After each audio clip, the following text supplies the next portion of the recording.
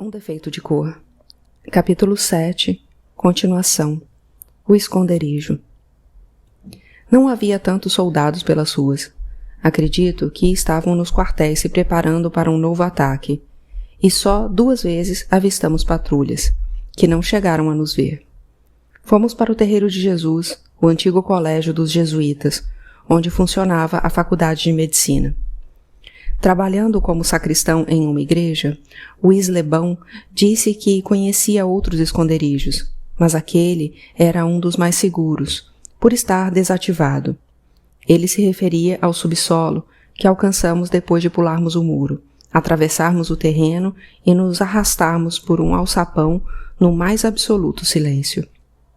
Além do cansaço, não sabíamos ou não tínhamos o que dizer um ao outro, e assim continuamos depois de atravessarmos, no escuro, túneis estreitos que nos faziam andar agachados, até chegarmos ao que parecia ser um imenso salão. Naquela hora, me arrependi de ter deixado o abadá na praia, pois fazia muito frio. Tudo estava úmido, a parede, o chão, a nossa pele, a roupa. O frio fazia aumentar a tristeza e a incredulidade. Então tinha sido só aquilo? Tantos anos de trabalho e espera para acabar naquilo? Foi muito triste aceitar que sim. Nada parecia real. E quando acordei, algumas horas depois, ainda antes de abrir os olhos, torci para que fosse um pesadelo. Mas meu corpo doía, e isso não deixou que eu me iludisse por muito tempo. Não dava para saber se era dia ou noite, e os outros ainda dormiam ou fingiam dormir. Então esperei que alguém se manifestasse. Eu imaginava que os próximos dias seriam muito difíceis, mas ainda bem que eu não sabia quanto. O primeiro a falar foi o Islebão, que queria saber quantos e quem éramos, e fiquei sabendo que estava na companhia de 6 homens. 3 eram nagôs, um alfaiate chamado Basílio, um vendedor chamado Gregório, os 2 libertos, e um escravo trabalhador de engenho em São Félix, chamado Salustiano. Outro deles era um alçá, chamado André, escravo e remador de saveiro, e o último, o Uzoma, um ígbo liberto, que trabalhava como sapateiro. Além do Islebão, que, como já disse, era sacristão. Como ninguém falava nada, para diminuir um pouco o desconforto, o Islebão contou a história daquele subterrâneo, que tinha sido construído pelos jesuítas, que ali guardavam dinheiro para os senhores de engenho e para o governo de antigamente. Ele disse que muitos conventos da cidade também tinham subterrâneos, e não me lembro se entre eles estava o das Mercês, onde trabalhava, que também serviam para outros fins. Havia túneis ligando os subterrâneos de conventos de padres e de freiras, onde eles se encontravam para praticar o que estavam proibidos de fazer em público. E alguns subterrâneos eram muito luxuosos, com cômodos bem mobiliados e confortáveis. O assunto despertou interesse, e logo os homens estavam contando casos de padres e freiras que se davam muito menos ao respeito de quem não tinha feito votos de castidade. Aquela conversa me lembrou o padre Notório e o seminarista Gabriel, e logo o pensamento foi longe, causando grande aperto no peito por me fazer lembrar daquela época, das pessoas boas que eu tinha conhecido e das maldades dos senhores de escravos. Perguntei ao Islebão se ele achava que já podíamos sair dali, e ele disse que era muito cedo, que devíamos procurar um lugar onde desse para saber se era dia ou noite, e então nos programarmos para sair quando anoitecesse, um a um. Achamos uma galeria ampla e bem ventilada, onde o cheiro de mofo não era tão forte, e onde havia uma pequena janela no alto da parede, acima do solo, que deixava entrar um pouco de luz. Ninguém tinha coragem de olhar no rosto do outro, como se cada um sentisse vergonha por ter falhado, como se fosse o único responsável pelo que tinha acontecido. Não sei quanto a eles, mas eu estava com muita fome e não tinha coragem de dizer, porque sabia que nada poderíamos fazer contra ela. Também estava preocupada com você, a Esméria e a Claudina, que provavelmente já sabiam da rebelião e não tinham notícias minhas. Era difícil não pensar no que estaria sendo feito dos muitos pretos que foram mortos ou feridos pelas ruas, e no que aconteceria dali em diante. Passadas algumas horas, o Salustiano pediu que o Gregório desse uma olhada nas costas dele, que estavam feridas e doendo muito. Quando ele se virou para o machucado ficar sob a luz da janelinha, eu também vi um corte feio, com mais de 1 palmo de comprimento e cerca de meia polegada de profundidade, agravado pelo inchaço ao redor, e já estava minando pus. O Gregório disse que precisava cobrir o machucado com alguma coisa, então rasguei um pedaço da saia e o amarramos apertado em volta do peito do Salustiano, para manter unidas as bordas do corte. Ele praguejou, lamentando ter acreditado que estava com o corpo fechado, que nada o atingiria, e ninguém teve coragem de dizer que não era bem assim, pois sabíamos que muitos tinham morrido acreditando na mesma coisa. Quando começou a escurecer, o Eslebão disse que sairia para dar uma olhada nas ruas, e que se não voltasse dentro de algumas horas, era porque nós também podíamos deixar o esconderijo. Mas voltou em menos de 15 minutos, dizendo que, no pouco tempo que tinha ficado atrás do muro, ouviu 2 patrulhas a cavalo passando por ali, e que, pelo menos por enquanto, nem deveríamos pensar em sair. Mais tarde, aconteceu a mesma coisa, e ele ainda se arriscou a olhar por cima do muro, quando viu uma patrulha parada no terreiro de Jesus. Comecei a achar que não tínhamos escolhido um bom esconderijo, por ser muito central e passagem para vários pontos importantes da cidade, onde haveria guarda permanente. Reclamei da fome e todos disseram que também estavam famintos, depois de mais de um dia inteiro sem comer e sem beber nada. Mas mesmo assim, conseguimos dormir um pouco. O Salustiano amanheceu com febre, e quando dei uma olhada na ferida, percebi que tinha piorado. As bordas do corte estavam ainda mais inchadas e infeccionadas, e não tínhamos nem água para lavar aquilo. Passamos mais um dia desanimados, tentando adivinhar o que estava acontecendo na cidade e tomando cuidado para ficarmos em completo silêncio quando ouvíamos passos ecoando em algum lugar sobre a galeria. No meio do dia, a fome já estava insuportável, e o Eslebão, o Gregório e o Basílio resolveram andar pelas galerias para ver se encontravam uma passagem que nos tirasse de dentro dos muros da escola. Voltaram dizendo que tinham visto um alçapão, mas precisávamos esperar até a noite, porque tinham ouvido passos do lado de cima. A febre do Salustiano não diminuía, e ele teve uma tremedeira que não passou nem quando o Basílio e o Gregório tiraram os camisões e os vestiram com ele. À noite, eu e o Salustiano ficamos na galeria, e já estávamos preocupados quando eles voltaram dizendo que não tinham encontrado nada de comer, mas pelo menos água e sabão havia em abundância na escola. Levaram 2 grandes baldes com água, que fingimos ser a bebida e a comida mais gostosas do mundo, e deixamos um pouco para lavar o ferimento do Salustiano. Ele gemia e reclamava da impressão de estar sendo barcado com ferro em brasa. Usando um pedaço de pano esfregado no sabão, o Uzoma limpou o corte sem dó, dizendo que na próxima subida procuraria linha e agulha. Como era sapateiro, achava que podia cerzir bem as 2 bordas, como os médicos fariam. A água serviu para enganar a fome durante alguns minutos, mas logo ela já era a companhia mais presente, fazendo o dia seguinte se arrastar até que chegasse uma hora segura para eles subirem novamente. Levaram os baldes para encher de água e tiveram um pouco mais de sorte ao encontrar um pé de fruta-pão no quintal. Sem cozinhar, aquilo tinha um gosto horrível e era difícil de comer, muito dura, mas entre morrer de fome e fazer o esforço, preferimos a tarefa difícil. No dia seguinte, o Salustiano amanheceu um pouco melhor, mas piorou com o passar da tarde, ardendo de febre e reclamando que as pontadas de dor estavam mais fortes e mais constantes. À noite, conseguiram pegar uma lamparina, e foi bom não ficar na escuridão completa, embora a claridade nos proporcionasse a triste visão do Salustiano engolindo os lábios para não gritar de dor. O Eslebão deu uma casca de fruta-pão para ele morder, e seus dentes cortaram aquilo como se fosse casca de laranja, tamanha a força da mordida. Na noite seguinte, decidimos que era preciso tirá-lo dali antes que fosse tarde demais, e me lembrei do filho do mestre Agostino, o Dr. Jorge, pois sabia que ele dava aulas na faculdade. Todos foram contra a minha ideia de procurá-lo, dizendo que era muito arriscado.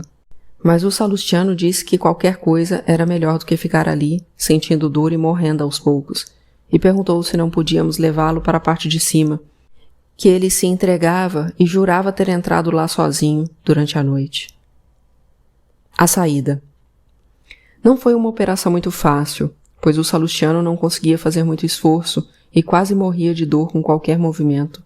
Mas no final deu tudo certo, e o deixaram no quintal, para que ninguém desconfiasse que ele tinha saído de dentro do alçapão. Sem que os outros ouvissem, eu tinha me aproximado do Salustiano e dito para ele procurar o Dr. Jorge, que poderia inclusive falar em meu nome, não se esquecendo de dizer que eu era muito amiga do mestre Agostino. Foi bom ter confiado, porque 4 dias depois, quando já estávamos querendo arriscar tudo para sair daquele lugar, o eslebão achou um pedaço de papel caído perto do alçapão, um bilhete do Dr. Jorge para mim. Naquela noite, eles não saíram, achando que alguém poderia estar de tocaia do lado de fora, esperando para pegá-los. O bilhete dizia que, infelizmente, o Salustiano não tinha sobrevivido, mas que ele queria nos ajudar. Primeiro, eles ficaram bravos comigo, dizendo que eu tinha posto tudo a perder, que tínhamos passado todos aqueles dias bebendo água e comendo fruta-pão crua por nada, pois seríamos entregues à polícia. Eu garanti que não, que a família do mestre Agostino era de confiança. Discutimos a noite inteira, e o Uzoma quase me convenceu quando disse que, àquela altura, todos já sabiam que a rebelião tinha o propósito de, mais adiante, matar os brancos e escravizar os mulatos, e que, portanto, um mulato não poderia estar bem intencionado ao nos oferecer ajuda. Mas minha intuição não costumava falhar, e algo me dizia que aquela era a nossa única chance de sair logo dali. E quando eles disseram que iam embora naquela noite mesmo, pulando o muro, eu disse que ficaria e me responsabilizaria caso quisessem ficar também. E acho que minha segurança os convenceu. O dia seguinte foi bastante tenso, com eles se colocando de prontidão ao menor barulho, e à noite encontramos novo bilhete do Dr. Jorge, indicando um esconderijo onde havia comida. Nenhum dos homens quis sair, e então eu disse que iria sozinha, que juraria estar sozinha se fosse pega. Demorei um pouco para me localizar naqueles corredores, mas encontrei um farnel exatamente no lugar indicado, dentro de um armário da cozinha.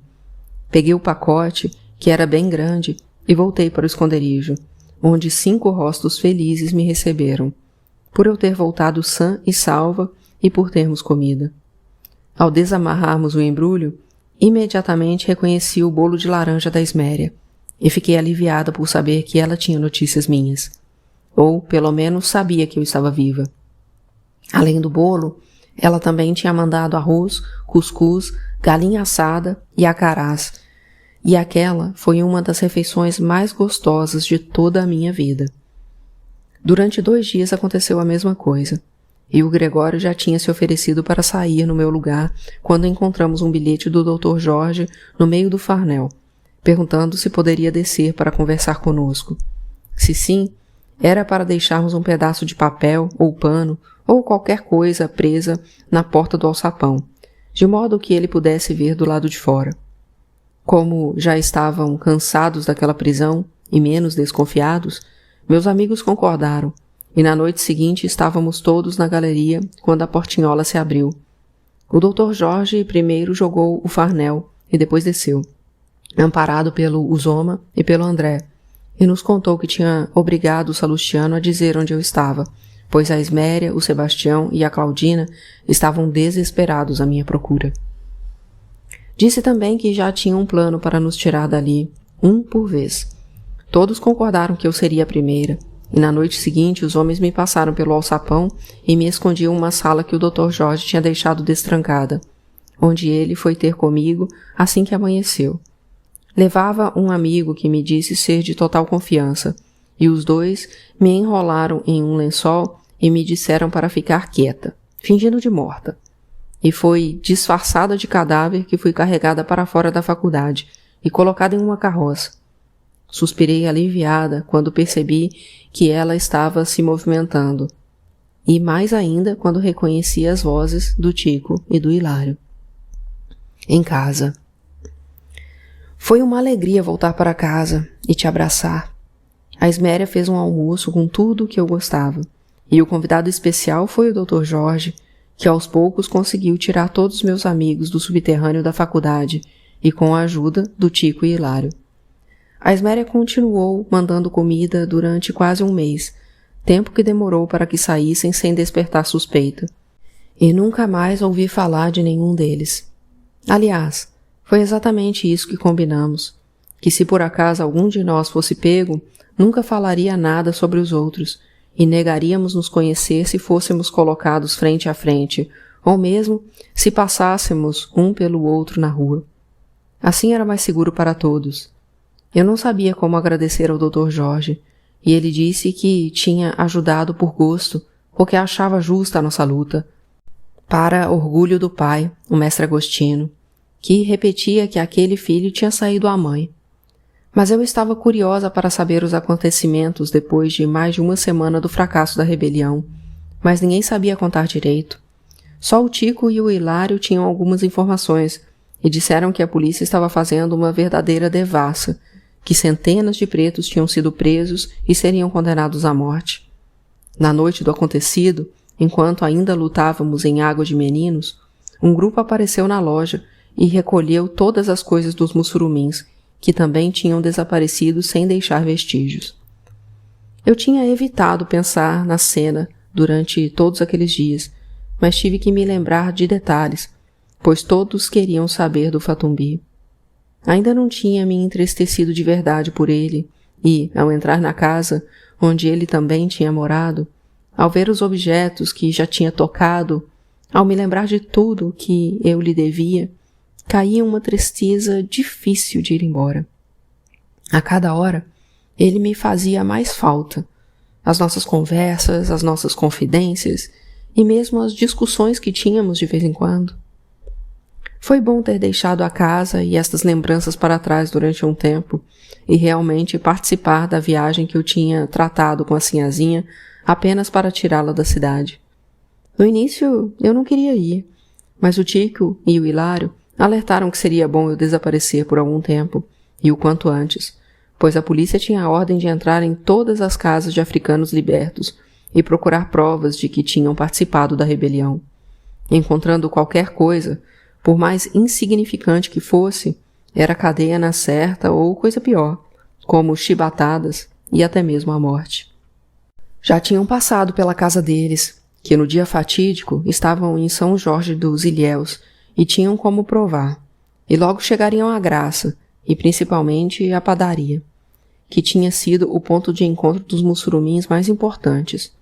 Os meninos disseram que não sabiam como ainda não tinham ido lá, porque estavam dando prioridade às moradas dos mussurumins.